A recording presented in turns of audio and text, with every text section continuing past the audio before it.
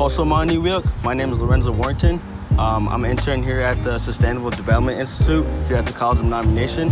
I'm currently working on the Survey to Edible Plants project, and today I'll be showing you how to identify ramps. Okay, so as you can see, we're out here in the woods right now, and the first tip I want to show you about ramps is they grow in clusters and are usually grouped together, as you can see with these ramps right here. So the second tip I want to show you about ramps is that they grow they grow in two leaves coming from the ground. Usually they grow from a red pod at the bottom called a hue, but right here, it's not really here right now. The third tip is you want to see if the bottom of the ramp, its stem is red. And so that's the third way you can identify the ramp. So the last thing I want to tell you about the ramp is once you dig the ramp up, so you want to make sure that the stem is red, but you want to make sure there's also a white bulb at the bottom too. So that's how you can tell that they are ramps.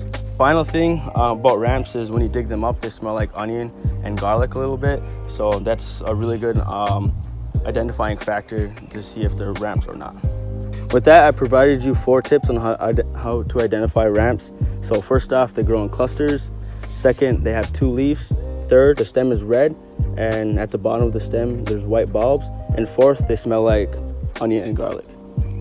Okay, so with any plant, you want to make sure that you can identify the plant 100% before ingesting, because most plants have these plants called lookalikes, and these can be very deadly. So the ramps have a lookalike called the false hellebore, and they look almost exactly the same. So you want to make sure that you can identify these plants 100%. And I hope this has helped you identify ramps, and be safe out there.